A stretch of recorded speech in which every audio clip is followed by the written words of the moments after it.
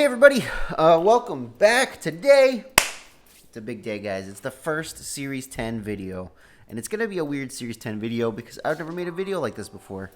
And I would like to, like put a lot of polish on it and edit it and like get little clips of footage and talk over the little clips, but my computer situation will not allow for that. I have learned that the less editing I can put into these videos, the easier time iMovie gives me. So, I'm just kind of going to talk, and I'm going to put top 5 in the title, and, we're kind of going to talk about, like, 5-ish things. Hopefully, it's helpful. I'm going to try my best here. Like I said, I can't really edit it. Like, iMovie just, if I try to put too many things into it, it will not export the video. So, I'm kind of just going to do one long talking video. If you like this video, please remember to leave me a like. I'm trying to grow the channel. I need all the likes I can get. If you like my content, like if you like this video, right, if you like it, you leave a like, just subscribe. My content's, gonna be pretty similar, me talking over stuff, me playing battles. If you like my style, stick around for a while. And then comments, tell me what you guys think about Series 10. What kind of trends have you been seeing so far? I'm going to talk about some of the trends that I've been seeing, some things that have been really good. Yeah. I don't have any Series 10 teams on here, I guess, except for this Ho-Oh team that's here. But they're all on my phone because I mostly play Pokemon Showdown on my phone while I'm like places. So, without further ado, the first big thing that I know about Series 10, and it kind of has to do with Sarina, and it kind of doesn't. Board positioning is more important than ever. Like, seriously.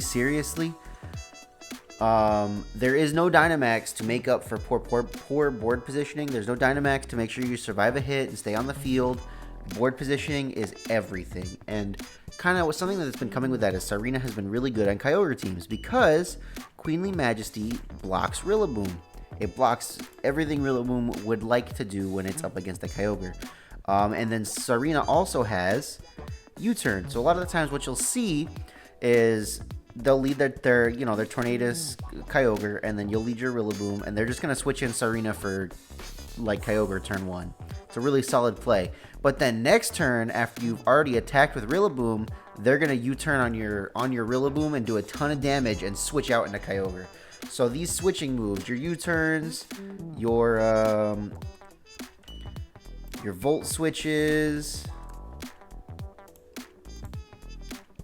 parting shot's always been good because of lower stats, but like even more now, it like makes board positioning even better.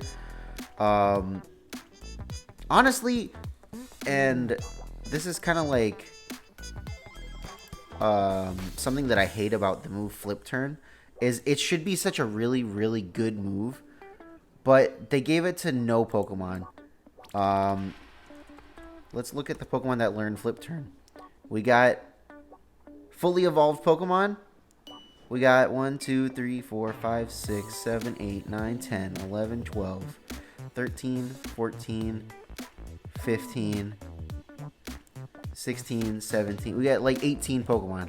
Out of how many hundreds of Pokemon? 18 Pokemon learned Flip Turn, and it's a move turner move.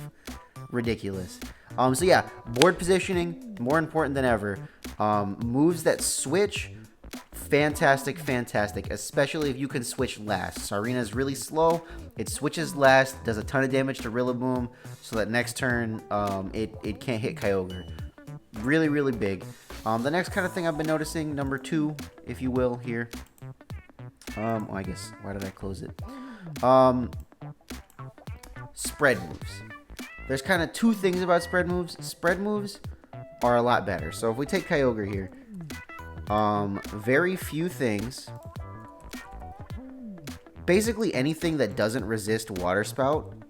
And this is kind of like a sneak peek for the way that I've been running Kyogre, because I have been testing Kyogre. It was the first thing I made because it was the easiest to kind of learn about what the format is all about. Very few things will survive a Choice Specs Water Spout at full HP. That is a fact. Only things that resist water will survive it, and even then, they're still going to take a ton of damage.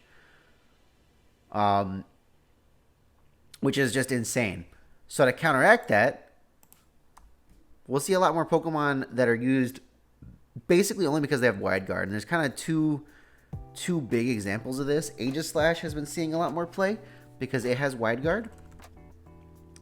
And the other Pokemon I've been noticing a lot, and I've actually been using quite a bit, is Toxapex. Toxapex has Wide Guard. It resists Kyogre, and it actually resists Zacian too. So like Toxapex is really good for its Wide Guard support. It also gets Haze to like reset stat conditions, which is just great. Or not stat condition, to reset stat boosts. It's great. I love it. Aegislash, very similar. It has Wide Guard, and Aegislash hits really hard. King Shield, if Zacian decides to attack into Aegislash for whatever reason, I don't know why it would, it's going to hit King Shield and it'll lower its attack stat, which is also really, really nice. So Wide Guard's really, really good. And that kind of has two parts to it. Number one, spread moves are really good, so you want to have Wide Guard on your team. But also, you can't just run Water Spout, Origin Pulse, Thunder, Ice Beam on your Kyogre anymore if you're going to run like Scarf or Specs, right? You need to run a single target water move. So what I've been doing is I've just been dropping Ice Beam because like everything that I want to hit with Ice Beam is either neutral or super effective versus water. And I've been running Scald. So you're going to see a lot more Kyogres running Scald, which is not a move they've been running before because you don't have that Dynamax option to give yourself a single targeting water type move. And you could say the same thing about Regieleki. It doesn't just want to click Electro Wave every turn because Wide Guard is an option. So it's going to be, you know, actually carrying like Thunderbolt along with the Volt Switch instead of just having Electro Wave and Volt Switch, which is only 2 attacking moves. This also can apply to like Precipice Blades, Rock Slide, anything like that. Any like Groudon would normally just not have a single target ground move, but maybe now they'll want to have one, which is very, very interesting. Okay, so the next thing I want to talk about are some Pokemon that are going to see increased usage because there is no Dynamax. I'm just going to pull up a couple of them. We can talk about them.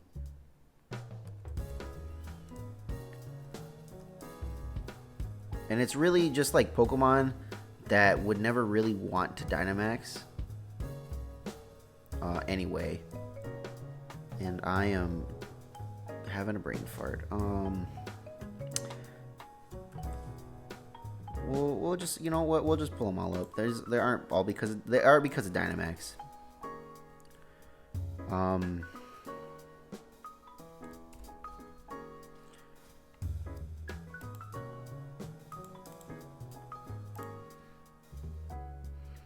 Landorus, Zapdos, Ho-Oh. Who am I missing? I'm missing somebody.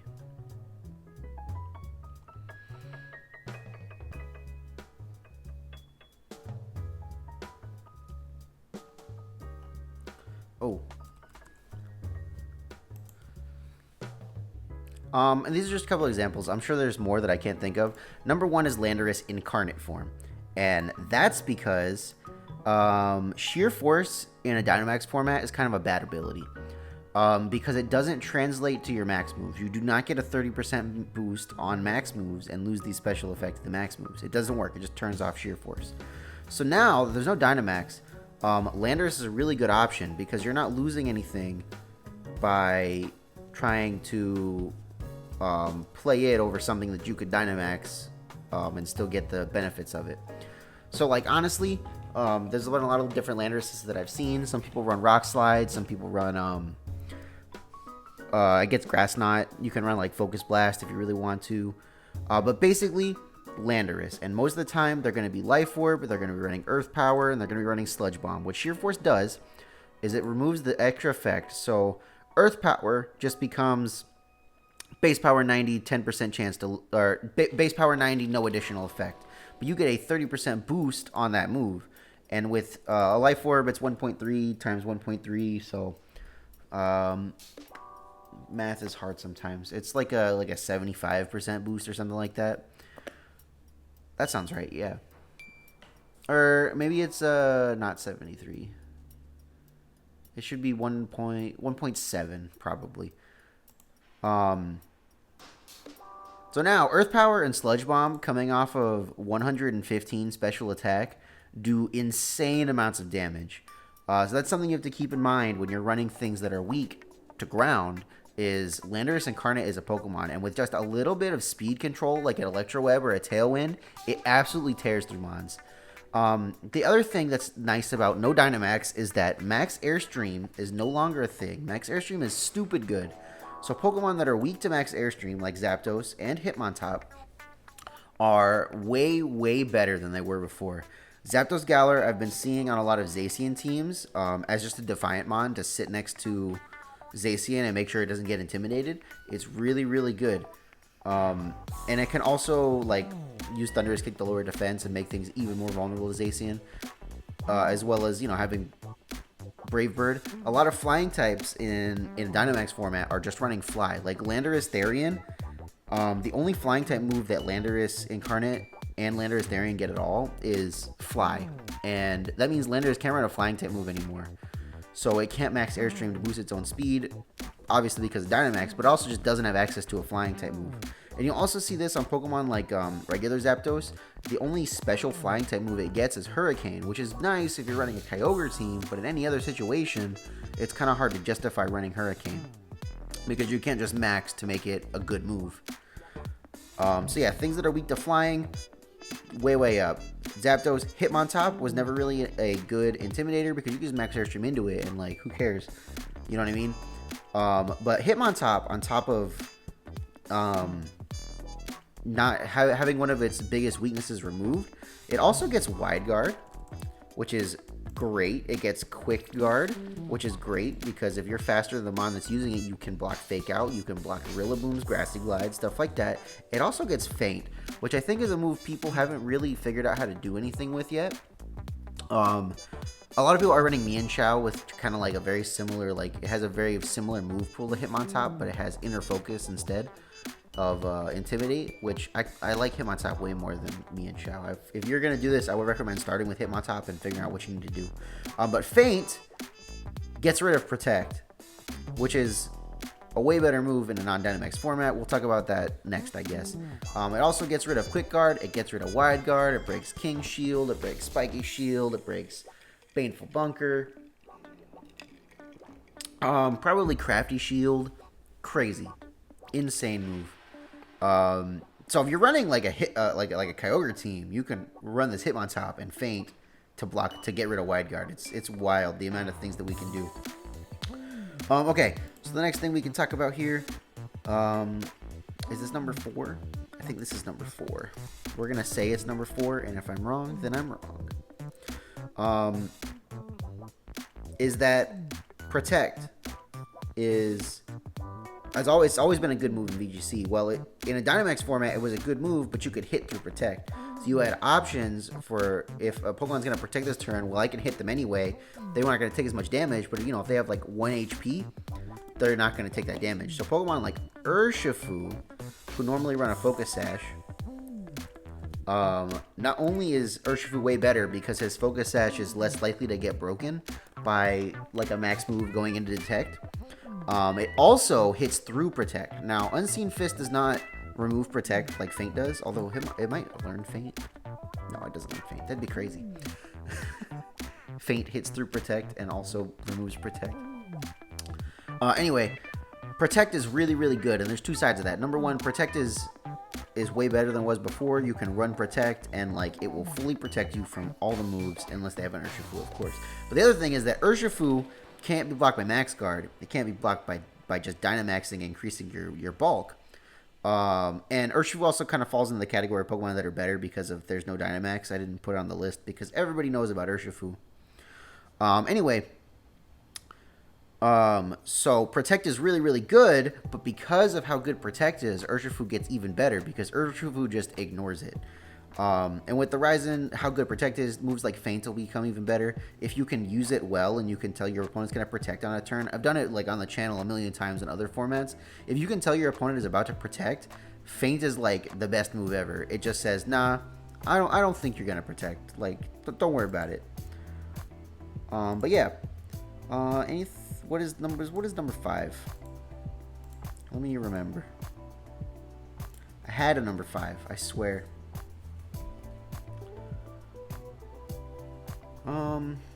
Oh, number 5 is about some specific items. So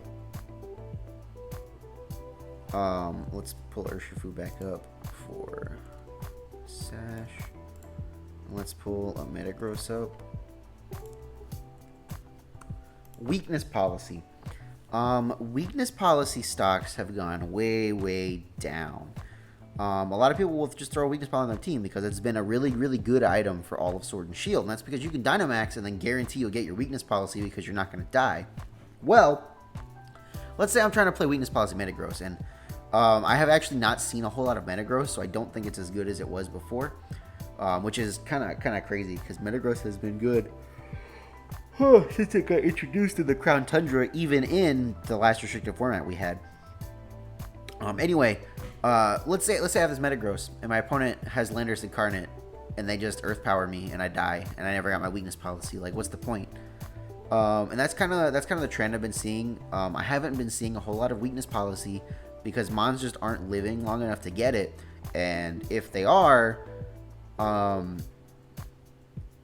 like, it's harder to self-proc the weakness policy because the amount of damage that you take feels like a lot more. So if I wanted to, like, shadow, no, that's not the word. It's not. Is it shadow? It is shadow sneak. If I wanted to shadow sneak into this Metagross to trigger my weakness policy, I'd probably lose like 10%. And if I was Dynamax, that's literally 5%. Who cares? But 10% of my HP is kind of a lot. And I hope that makes sense the way that I'm explaining it. Weakness policy is just a lot harder to use. That doesn't mean it's impossible, but it is a lot harder of an item to use efficiently in a non-Dynamax format. And the other item is Focus Sash. I already kind of talked about it. Focus Sash is a lot better because, like, it was really, really good in Dynamax format because, like, you could just take a max move and you'd be fine and you could attack after that. But now that there aren't max moves setting weather like Sand or Hail, or and there aren't max moves that are like doing extra damage like Vocalith, Cannonade, Vine Lash, stuff like that, Focus Sash is even better because your Focus Sash is less likely to get broken by something that isn't directly damaging your Pokemon. And then also nothing is going to hit through your Protect, so you can go down to that 1 HP and then just Protect and you'll be fine. Yeah, so that's kind of my overall thoughts. If you're trying to adjust to Series 10, it is a very hard adjustment. I have not really played a no Dynamax format since like 2017, 2016, something like that, because I didn't really play competitive for most of Sun and Moon. So this format it was really hard to adjust. I think I got the hang of it now. I was at one point in the top 100 on the Showdown ladder, which was really, really nice. Then people figured out how to beat Ho-Oh, and my ranking dropped a whole bunch. So yeah, this can be a very hard format to adjust to.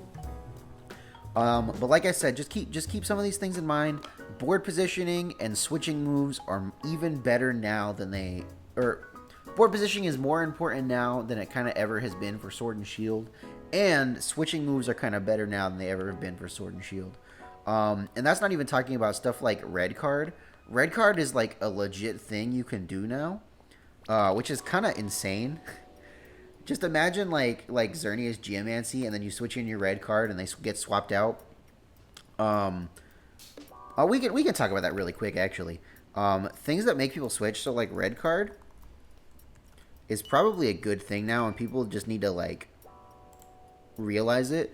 And then if we pull up this, moves that make the opponent switch are also really good. So we have Whirlwind on stuff like Ho-Oh. Incineroar gets Roar.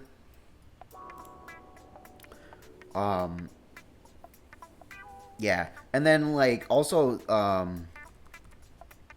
I've been seeing more of Encore, because you can't. The way the Encore works is it makes your opponent use the same move for the next 3 turns of the last one they used. But if in a Dynamax format, you could just Dynamax and Encore would go away. Encore doesn't go away now. The only way to get rid of it is to switch out.